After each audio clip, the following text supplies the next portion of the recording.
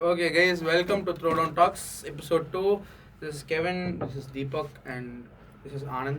இன்னைக்கு நம்ம வந்து சின்னஸோட படத்தில் வந்து we're gonna have a deep dive about the film and படத்தை பற்றி பேசணும்னா we have to start from the story of the film. Anand, what do you think about the story of the film? See, story வந்து this is a genre film. It's not one thing. It's not a horror film. அந்த மாதிரிலாம் இல்லை. There's elements of a lot of things. Horror, comedy, action, drama இருக்கு, action இருக்கு. So there's a lot of stuff going on in the film and overall story எங்கேயுமே எனக்கு வந்து like எங்கேயாவது loose ரைட்டிங்கோ எதுவுமே இல்லை.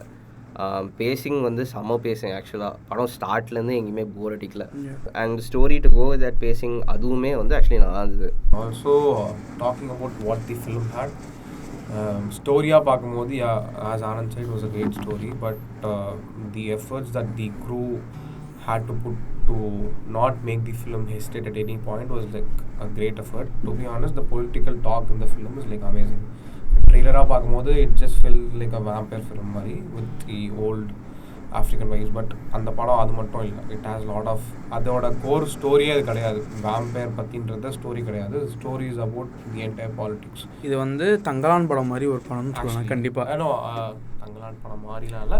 அந்த அந்த ஒரு சேம் ஜான்ரா மாதிரி தான். நம்ம ஊர் தங்கலான் எப்படி வந்துச்சோ ஃபில்டர் வச்சுட்டு அப்புறம் தங்கலான் மாதிரி வச்சு ஆமாம் தங்கலான் மாதிரினா தங்கலான் மாதிரியே 5 நிமிஷத்துக்கு ஒரு தடவை ஒரு மேட்டர் சீன் இல்லை அப்படிதான் கொஞ்சம் ராவா காட்டணும். ஏன் அங்கே அவங்க ஊரில் ஏற்கனவே வேம்பயர் மேட்டர் பண்ண பிபிசி பிட்ச் படத்தோட ஸ்டோரி ஒன்றும் இல்லை. அதான் நான் சொன்ன மாதிரி 2 brothers மைக்கேல் பி ஜார்டன் வந்து இதில் வந்து டபுள் ஆக்ஷன் பண்ணியிருக்காரு. So 2 twin brothers they go to like ஷிகாகோலேருந்து வராங்க இங்கே ரிட்டர்னுக்கு. அவங்களோட ஸ்டேட்டுக்கு வராங்க, மிசிசிப்பிக்கு வராங்க.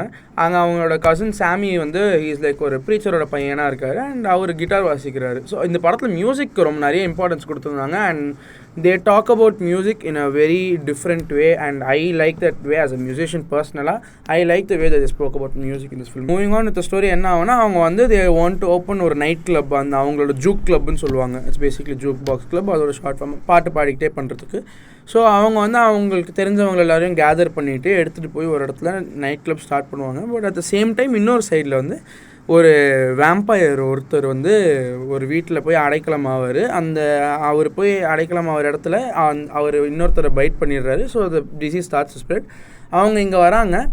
பட் அவங்க வந்து அங்கே இருக்கவங்க எல்லாரையும் அஃபெக்ட் பண்ண ட்ரை பண்ணுறாங்க. பட் நீங்கள் போயிடுங்கன்றாங்க.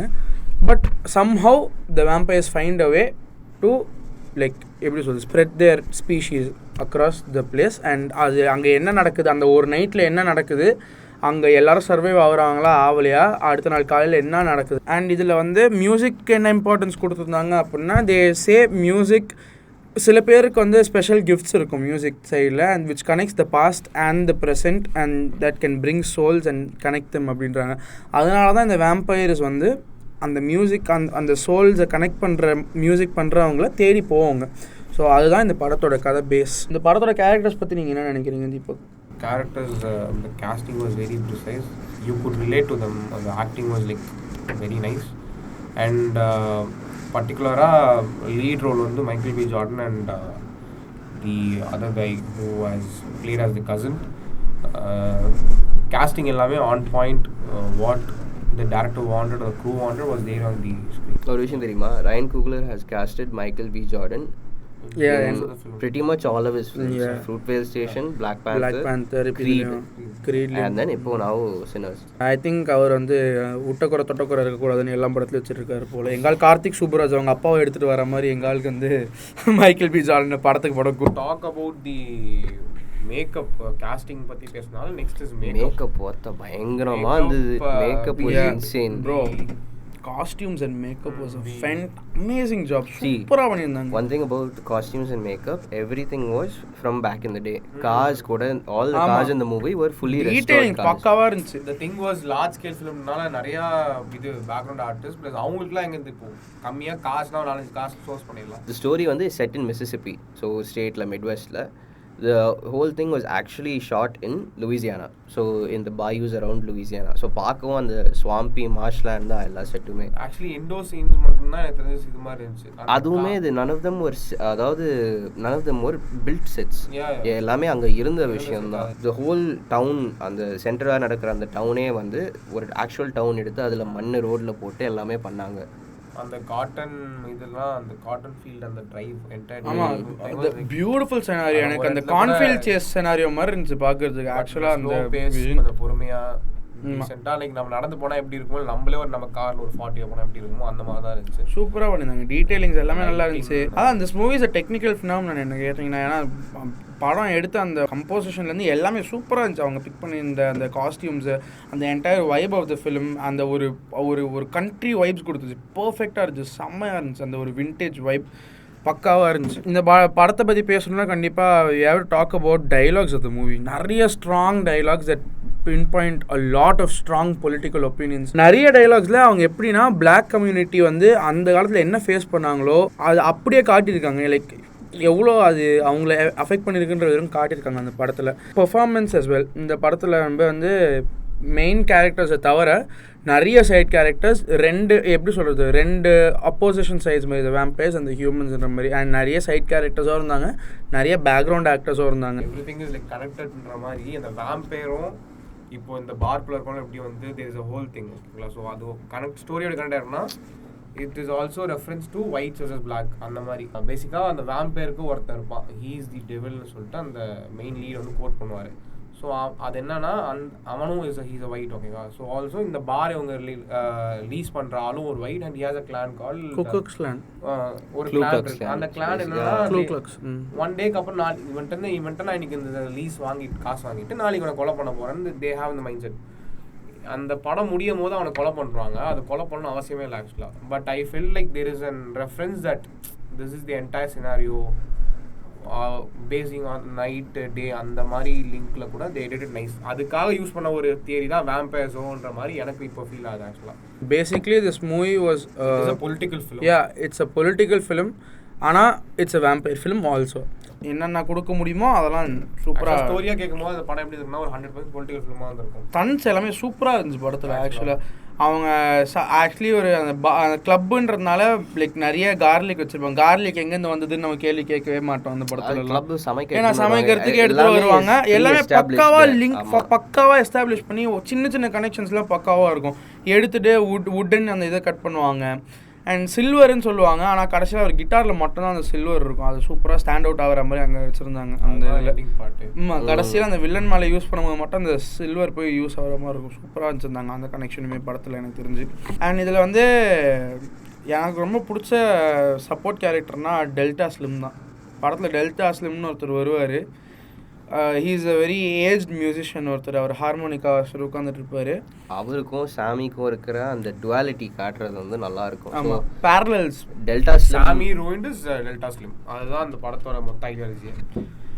சாமி வந்து டெல்டா ஸ்லிம்மை பார்த்து அவர் வழியிலே போயிருந்தான்னா ஈவோட பின் ஒரு பேசிக்காக delta slim is a trunked. ஃபுல்லாக குடியிலே அவர் வாழ்க்கையை அழிச்சிடுறாரு. அவர் மியூசிக் ஸ்டேஷனில் உட்காந்து பிச்சை எடுத்துட்டு இருப்பாரு. அங்கே தான் வந்து இவரை கூட்டு போவாங்க. அவ்வளோ டேலண்டடாக இருப்பார். But alcohol ruins is life. And அவர் வந்து கடைசியில் உட்காந்து ட்ரெயின் ஸ்டேஷனில் உட்காந்து எல்லாருக்கும் வாசித்து சில்லறை வாங்கிட்டு இருப்பார். அவரை பார்க்குறதுக்கும் ஒரு யங் மியூசிக்கல் டேலண்ட் சாமி. அவர் வளர்ற ஒருத்தரோட மியூசிக் அவர் கரியர் இந்த மாதிரி எண்டப் ஆகலான்ற அந்த ஒரு டியூவாலிட்டி இருக்கும்ல, சூப்பராக எடுத்திருந்தாங்க, காட்டியிருந்தாங்க. Not just career wise, again அந்த வேம்பயர் ஸ்டோரி கூட லிங்க் பண்ணி பேசிக்கலி இந்த இவங்க பர்டிகுலர் மியூசியம் மட்டும் கிஃப்டட் பீப்புள் அப்படின்னு சொல்லுவாங்க. Gifted cure people. ஸோ அவங்க என்ன ஆகுனா அந்த process of curing they also attract the devil which is ideally the vampire or the other things they mention in the story. வயசான சாமி தான் இஸ் இவர் நம்மளோட டெல்டா ஸ்லிம். அதுவுமே அழகாக லிங்க் பண்ணியிருந்தாங்க. அவர் செத்து போயிடுவார் இந்த பையனை காப்பாற்றுன்றனால. நம்ம அவருக்கு என்னன்னா நம்மள மாதிரி ஒரு அஸ்பைரிங்கான மியூசிஷியன் அட்லீஸ்ட் அவன் நல்லா வரட்டும், நம்மள மாதிரி போகாமல் நல்ல ரைட் ட்ராக்ல அவன் போகட்டும் அப்படின்னு சொல்லிட்டு அவர் தன்னை சாக்ரிஃபைஸ் பண்ணிட்டு இப்படி கை கிழிச்சிட்டு லைக் என்ன வாங்க அப்படி என்ன சாப்பிடுவாங்கன்னு சொல்லிட்டு வேம்பயர்ஸ்ட் வந்து 5 times அவரே சொல்றாரு, I've dealt with the devil 5 times, it's not new to me. அவர் வேம்பயர்ஸ்னு தெரியாமலே சண்டை போட்டுக்கிட்டு இருந்தாரா, இல்லை மாஸ் படத்தில் வர சூர்யா மாதிரி அப்போ பாடிக்கிட்டு இருந்தாரான்னு தெரியல. ஐ திங்க் இந்த படத்தை பற்றி பேசணுன்னா one of the best parts of the movie was the music of the film. The background ஸ்கோர்லேருந்து படத்தில் யூஸ் பண்ணியிருந்த மியூசிக் வரைக்கும் அதுலேயும் பாலிடிக்ஸ், எல்லாத்துலேயும் பாலிடிக்ஸ். லட்விக் ஒரு ஆப்பன்ஹைமர் மியூசிக் போட்டவர், டெனட்டுக்கு ஆப்பன்ஹைமர் அண்ட் டெனட், ஆப்பன்ஹைமர் டெனட்டுக்கு மியூசிக் போட்டவர். ரயன் கூக்லரோட ஃபர்ஸ்ட் ஃபிலிம் த்ரூடவுன் ஸ்டேஷனுக்கும் மியூசிக் போட்டது லுட்விக் கரன்சன் தான். Both of them were college mates at USC. Both of them delivered bro. இந்த படத்தில் அவர் எடுத்த சீன்ஸுக்கும் இவரோட அந்த மியூசிக்கும் மைண்ட் ப்ளோயிங். அது ஸ்டோரியிலே ஒரு கதை சொல்றதுன்னா அதெல்லாம் அவரால் தான் பண்ணணும்னு நினைக்கிறேன். ஒரு செக்ஷன் இருக்கும், that is technically the most amazing thing that I've ever seen. என்னன்னா ஃபியூச்சரும் பாஸ்டும் சாமி வாசிக்கும்போது பாஸ்ட்ல இருக்கிற ஸ்பிரிட்ஸும் ஃபியூச்சர்ல இருக்கிற ஸ்பிரிட்ஸும் மியூசிஷியன்ஸா சாமி மாதிரியே மற்ற வெர்ஷன்ஸ் ஆஃப் சாமி டிஃபரண்ட் வேர்ல்ட்ஸ்ல இருந்து டிஃபரண்ட் ஒரு ரெண்டு டிகேடோட அந்த கியூர் பண்றாங்க. பேசிக்கா மார்வலோட மல்டிவர்ஸ் வந்து லேசா காமிச்சிருப்பாங்க. ரைட்டா ஒரு கேங் மல்டிவர்ஸ் மாதிரி இருந்துச்சு. முன்னாடி ஜெனரேஷனோட கியூர் பண்ற பீப்பிள் அண்ட் நெக்ஸ்ட் ஜெனரேஷன் அந்த எல்லாரும் சேர்ந்து ஒரே ட்ராக் வாசிச்சிருப்பாங்க. ஒருத்தவங்க வந்து பீரியட் வந்து மியூசிக் வந்து டிஃபரண்ட் ஸ்டாண்ட் வந்து அதான் ஒருத்தவங்க வந்து டெக்னோ இருப்பாங்க, இவன் வந்து ப்ளூஸ் வாசிச்சிட்டு இருப்பான். ஒரு ஃபியூச்சர்ல இருக்கிற டெக்னோ போவோம், எலக்ட்ரிக் போவோம், அதுக்கப்புறம் டிஸ்டார்டட் மியூசிக் வரும், கேவ்மேன் மியூசிக் போவோம், அப்புறம் அந்த அது பேர் மேண்டரின் மியூசிக், மேண்டரின் ஸ்டைல் மியூசிக் இருக்கு. நிறைய மியூசிக் அந்த மொத்த சீனிங்மே அப்படிதான் இருக்கும். அதுல அந்த கேரக்டர்ஸும் வருவாங்க, அவங்க வாசிக்கிற இன்ஸ்ட்ருமெண்ட்ஸ் பியூரான பீப்புளுமே அங்க இருப்பாங்க. எப்படின்னா இவ்வளோ ஜான்ரஸ் ஆஃப் மியூசிக் அவர் ஒரே சாங்ல எடுத்துட்டு வந்திருக்காரு. ஆனால் எந்த இடத்துலையுமே நமக்கு வந்து அந்த ஒரு ஜாரிங்காவோ இல்லை ஒரு எப்படி சொல்கிறது ஒரு காது கொஞ்சம் இரிட்டேட்டிங்காக என்னடா இவ்வளோ டிஃப்ரெண்ட் சவுண்ட்ஸ் ஓடிட்டு இருக்கேன்ற மாதிரியே இல்லாமல் இந்த சைட்லேருந்து ஒரு சவுண்ட், இந்த side he span the sound and it's been structured so well that it does not affect your ear and it does not seem ஒரு மாதிரி irritating. It's like the perfect music for the perfect scenes. The whole film has been IMAX mastered. நாங்க பார்த்ததுமே IMAX theater. Yeah, we saw it in IMAX. The sound experience வந்து from a normal theater is going to be very different. இந்த மூவியோட சவுண்டுக்கு, இந்த மூவியோட ஃபோலிக்கு, background score, everything was amazing. And இது ஃபுல்லாக எக்ஸ்பீரியன்ஸ் பண்ணணும்னா please go watch the film.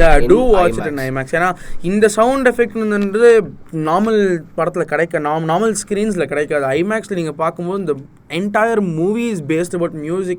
Integral part is music ன்ற போது you have to experience it as it was made. பற்றி பேசும்போது தான் this film was shot on IMAX film. What they used is large format 65mm film and they have done a 70mm projection. இது வந்து ஐடியலா this is how you should watch Sinners. ஆனா you can only watch this in 5 places in the world. So நாங்க பார்த்தது வந்து we saw it in an IMAX digital projection theater இங்க ஃபீனிக்ஸ்ல பார்த்தோம். நாங்க பார்த்த aspect ratio was around 1.43 to 1. So typical IMAX ratio. But actually film shoot பண்ண ratio வந்து is more like 1.9 or something. கரெக்டாக வந்து ஃபிகர்ஸ் இங்கே நான் லிஸ்ட் பண்ணுறேன். ஸோ நம்ம பார்த்தது வந்து what we saw was also not the best way to watch the film actually. But நம்ம ஊரில் இப்படி தான் இதுதான் பெஸ்ட் வே டு வாட்ச்ன்ற போது நம்ம ஊரில் பயங்கரமாக இருக்குன்னா சூப்பராக இருந்துச்சுங்க. ஃபில்மோட அந்த கேரக்டரிஸ்டிக்ஸ், அந்த ஹலேஷன், அந்த எக்ஸ்போஸ் ஆகிற the way they've exposed and colored, அந்த கலர் கிரேட் பண்ணியிருக்கிறது சூப்பராக இருந்துச்சு படத்தில். Entire movie is about black, ஆனால் படமே மொத்தமாக டார்க்காக தான் இருக்கும். The film that they used is all supplied by Kodak. So Kodak supplied the film on the ultra Panavision cameras for this movie. They also made the black and white 65mm film that was for Oppenheimer. Ryan Coogler only got access to the IMAX films because of Oppenheimer director Christopher Nolan. நோலான ஐயாவால் இருக்க அவர் ஒரு vision வச்சுருந்தாருன்னா அந்த vision இவர் follow பண்ணி ஐமேக்ஸில் தான் எடுப்பேன் அப்படின்னு சொல்லிட்டு சூப்பராக பண்ணியிருக்காரு. I think it's like one of the best movies I watched in IMAX. Editing and pacing of the movie ஸ்பெசிஃபிக்காக சொல்லணும்னா editors have done and amazing job in the movie. ஏன்னா ஸ்டார்டிங்லேயே வந்து அவர் வந்து சாமி வந்து அவங்க அப்பா வந்து ப்ரீச்சராக இருப்பார். சர்ச்சில் அவர்கிட்ட நார்மலாக ஒரு கார்லேருந்து இறங்கி அப்படி போய் பேசுகிற மாதிரி தான் இருக்கும் சீனு. பட் அவர் பேசும்போது யாருமே எக்ஸ்பெக்ட் பண்ணல அந்த இடத்துல. திடீர்னு பேசும்போது தான் படகுன்னு கட்டாவது வேற என்னமோ காட்டுறானுங்க இமேஜ், டக்குன்னு திடீர்னு இன்னொரு கட்டாவது வேற எதை காட்டுறானுங்க. போயிட்டு வரைக்க நான் ஒரு செகண்ட் ஃபர்ஸ்ட் டைம் அந்த கட்டாமல் ஜம்ஸ்கேர் ஆயிடுச்சுங்க. எனக்கு ஒரு 2 செகண்ட்ல குப்புன்னு தூக்கி வாங்கி போட்டுச்சு. என்னடா இது சத்தியமா படத்துல இருக்க ஜம்ஸ்கேரை விட எடிட்டிங்ல பீ தட்டிடுச்சுங்க. எங்களுக்கு முடியலைங்க எங்களால. The movie was done in 2 ratios. அது எங்கேயுமே பார்க்குறப்போ கூட ஜாரிங்காக இல்லை. அதாவது ஐமேக்ஸுக்கு எந்த சீன் யூஸ் பண்ணணுமோ, அந்த ஃபுல் தியேட்டரோட ஆஸ்பெக்ட் ரேஷியோ யூஸ் பண்ணணுமோ அந்த சீன்ஸுக்கு மட்டும் கரெக்டாக வச்சுருக்காங்க. அண்ட் அதோடைய பிளேஸ்மெண்ட்டு, அது ஸ்டோரியில் எப்படி மூவ் ஆகுது, எதுவுமே வந்து didn't seem out of place. Again ஏன் ஃபீல் ஆகுனா அதுவும் அகெயின் அவங்க இவன் சொல்கிற மாதிரி ஸ்கேல் அந்த ரேஷியோ மாத்திரம் வந்து அது டெக்னிக்கலாக பார்த்தாலுமே அதுவும் எப்படி இருந்துச்சுன்னா மெயினாக ஃபோக்கஸ் பண்ண வேண்டிய போர்ஷன்ஸ்லாம் வந்து ஒரு மாதிரி நம்ம ஃபுல் ரேஷியோவில் கொடுத்தாங்க. அதாவது அது ஏன் அந்த ரேஷியோனா இதோடைய இந்த ஃபிலிமோட க்ளோஸ்அப்ஸ் வந்து க்ளோஸ்அப் ஷாட்ஸ் எல்லாமே அவ்வளோ சூப்பராக இருக்கும். ஸோ கேரக்டர்ஸ் வந்து நல்லா சென்டர் ஃப்ரேமாக நல்லா ஷார்ப்பாக இருப்பாங்க. Will the B of screen talking. Depth of field வந்து சூப்பராக இருக்கும் ஃபிலிமில். த போக்கே அந்த back of this film looks amazing. So அது ஏன் அந்த போக்கே அவ்வளோ அமேசிங்காக இருக்குன்னா வைடாக லென்ஸ் யூஸ் பண்ணதுனால. So you use a really wide lens. Background எவ்வளோ தூரமாக இருக்கும் சப்ஜெக்ட்டுக்கு அவ்வளோ இன்னும் ஈஸியாக வந்து போக்கே ஆகிடும். ஸோ பேசிக்காக ப்ளர் ஆகிடும். You don't have to give much distance between ஒரு பேக்ரவுண்டும் ஒரு சப்ஜெக்ட்டுக்கும் to get a nice depth of field. இந்த ஃபிலிமில் அதே வைட் லென்சஸ் யூஸ் பண்ணும்போது ஸோ இந்த க்ளோஸ்அப் ஷாட்ஸ் எல்லாமே வந்து வைடாக இருக்கும். பட் ஒரு செட் காட்டும்போது இல்லை பெருசாக ஒரு ஃபைட் சீன் நடக்கும்போது they switch to the IMAX ratio where everything is nice and sharp. நல்லா இருக்குது பார்க்குறதுக்கு. டெப்த் ஆஃப் ஃபீல்டு வந்து அந்தளவுக்கு இல்லை, but you get more view of the action overall. அதுலேயுமே இண்டிகேஷன் எப்படி வச்சுருப்பாங்கன்னா எவ்ரி டைம் தி ஃப்ரேம் அந்த ரேஷியோ கட் ஆகும்போது either the plot goes to some other place or some other character. ஒரே வாட்டி மட்டும் தான் ஃபில் ஆகும். அந்த ஒரு வாட்டி ஃபில் எப்போ ஆகும்னா வந்துட்டு அந்த டெவில் வந்து எல்லாரும் kills everyone except the main part. Second half of the மூவிலாம் பேசிக்கா ஐமேக்ஸே ஒர்க் ஆகும். அது வரைக்கும் ஐமேக்ஸ்க்கு போறதே வேஸ்ட் மட்டும் தோணும். அந்த ஒன் பார்ட் மட்டும் தான் அந்த கேமரா வந்து இது ஃபில் ஆகும்போது வாட் ஹேப்பன்ஸ்னா அவங்க எல்லாருமே வந்து ஆடிட்டு இருப்பாங்க ஒரு மாதிரி. அவர் turning into a vampire. So அதுலேயுமே ஹி ஹேஸ் ரெஃபரன்சஸ் அண்ட் ஐடியாஸ்லாம் அதுலேயுமே நல்லாவே யூஸ் பண்ணியிருந்தாரு. The movie has amazing reviews, amazing scores. Rotten Tomatoes it got 85% or something, I guess. வரதுமே நான் அதெல்லாம் பார்த்தா சரி படத்தோட ட்ரெய்லர் கூட பார்க்க வேணாம், தியேட்டருக்கு போய் I want to experience sinners without even knowing what it is. எதுவுமே தெரியாமல் போயிட்டு உட்காந்துட்டு அது என்னன்னு தெரியும் போது it was a different experience எனக்கு ஆக்சுவலாக.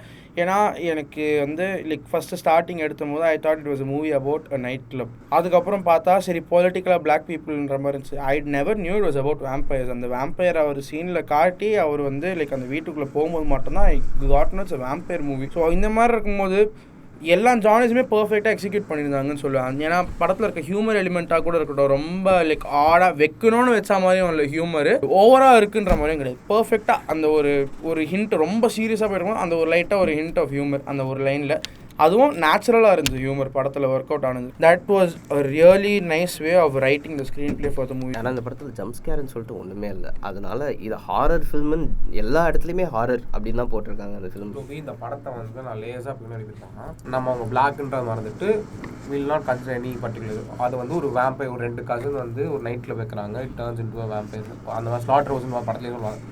அந்த மாதிரி லேயர் வச்சுட்டு அது கீழே இன்னொரு லேயரில் இவர் வச்சுருக்க அந்த பொலிட்டிக்கல் ஐடியா அதை வச்சுட்டிங்கன்னா every idea in the film comes into அந்த இப்போ எடுத்திருக்க படமாக வந்துடும். அந்த ரைட்டிங்கே எப்படி இருக்குன்னா உங்களுக்கு அந்த இதுவே தெரியாது. You won't have the hesitation any time. நடாயவன் இதை பற்றி காமிச்சிட்டே இருக்கான், சொல்லிக்கிட்டே இருக்கான். அதுதான் இங்கே பெரிய பிரச்சனை. அந்த மாதிரி படம் இருக்கும்போது audience get angry because they can't take the social message வந்து இன்ட்ரெஸ்டிங்கான மெசேஜை விட அது ரொம்ப நீ ஊட்டினா சாப்பிடாத குழந்தை நான் வாய் திறந்து நான் சாப்பிட்னா அந்த மாதிரி. இந்த படத்தை எழுதுறதே எப்படி இருக்குன்னா 2 layers. One is voice and set, இன்னொரு வந்து இது ரெண்டுமே சேர்ந்து ஒரு ப்ராடக்டாக வரும்போது எல்லாமே கரெக்டாக இருக்குது அந்த படத்தில். ஒரு வாட்டி கூட உங்களுக்கு மூவிஸ்க்கு ஒரு சீன் கூட இருக்காது. And that how well the script entire script is written. And அதனால தான் அந்த பொலிட்டிக்கல் ட்ராமான்றதையும் அந்த வேம்பயர் ட்ராமான்றது எல்லாமே சேர்ந்து it is an great output.